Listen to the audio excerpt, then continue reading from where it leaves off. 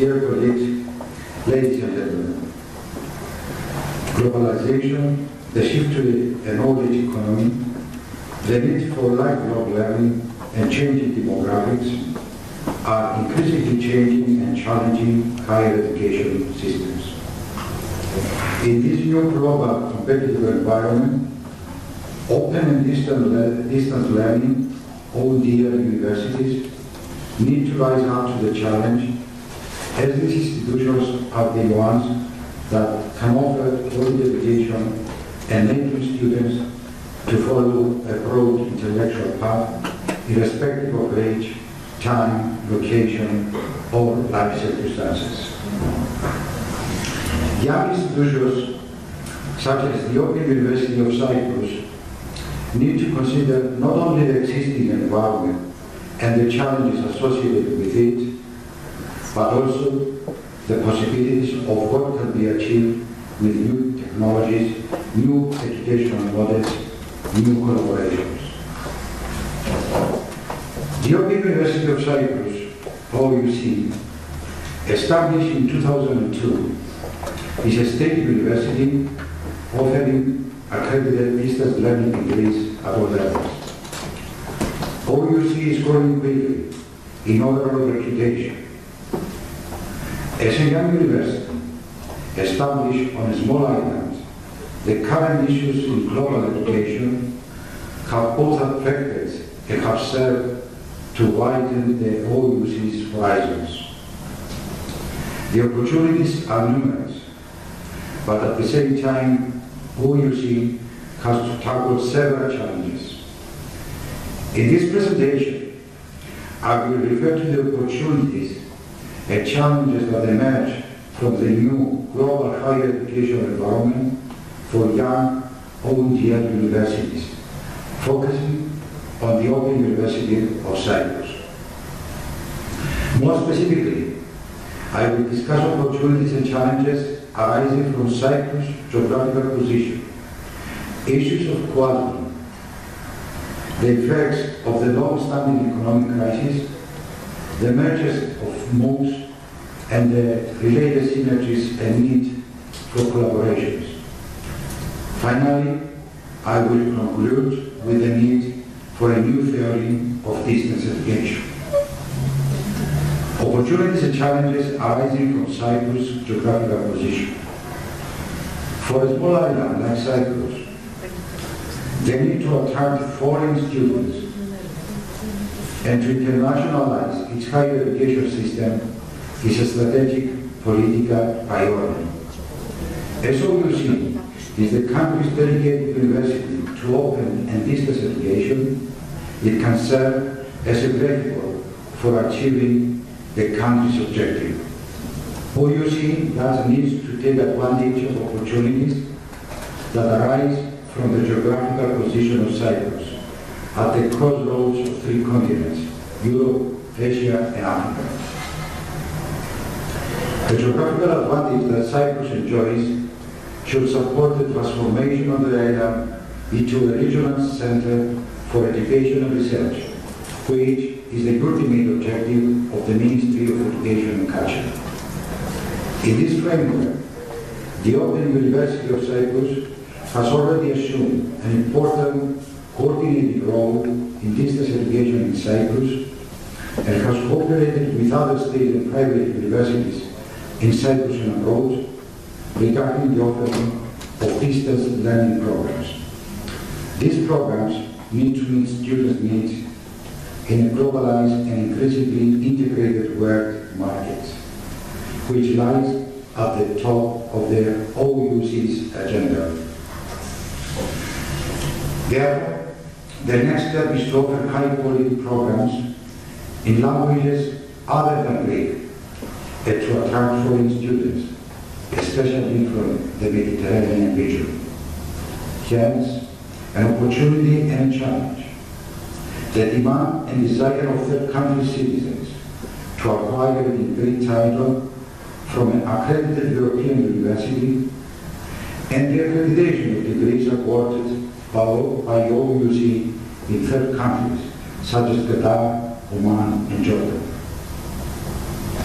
This OUC initiative, which to a large extent it will serve as a means to attract foreign students in Cyprus, follows a political decision made by the European Council in 2014, wishing to transform Europe into a center of excellence, targeting third country students for research, study, and practical assignments. Quality of programs of study. Related to the previous point, a challenge that we face is the recognition of the degrees and qualifications awarded by distance education universities.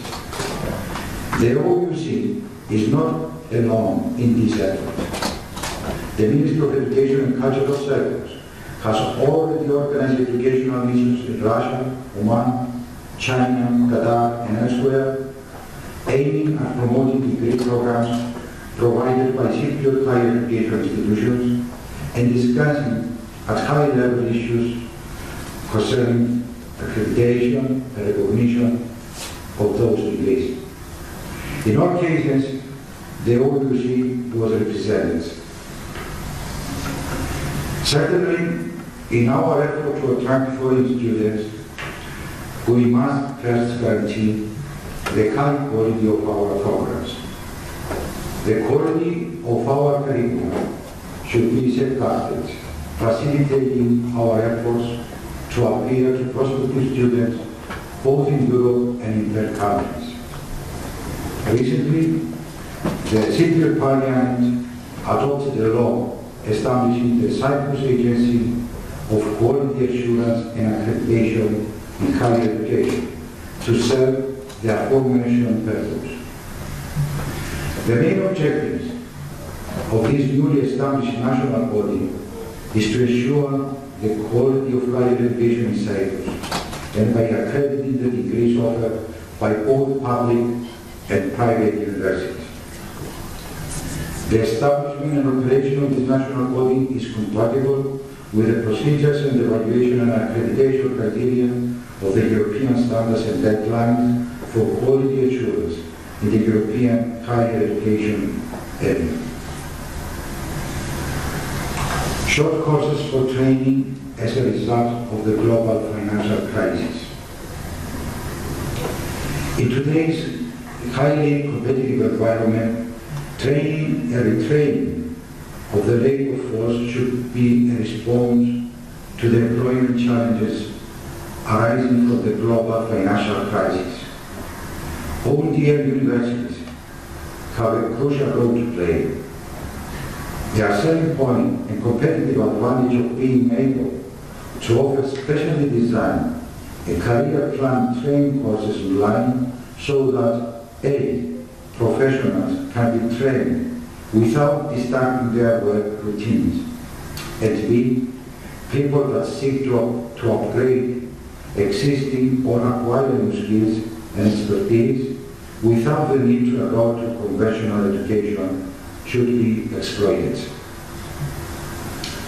Hence, the offering of short professional courses is a fast expanding market for higher education institutions and is both an interesting opportunity and a challenge. An opportunity since professional courses can attract a new group of students. In my belief, offering training programs for the employed, the long-term inactive, but also for those in employment who need to upgrade their knowledge and skills and retrain in order to advance in their careers or even secure their working environment.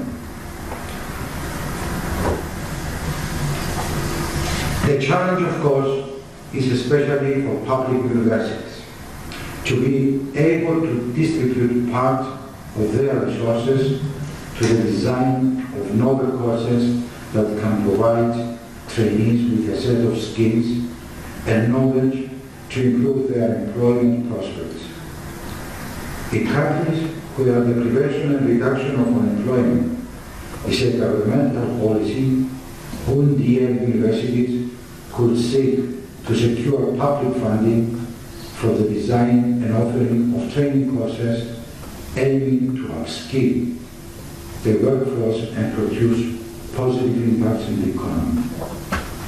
In this direction, the Open University of Cyprus is initiating the offering of short-term training courses covering business disciplines across the areas of innovation and ICTs, targeting the general public.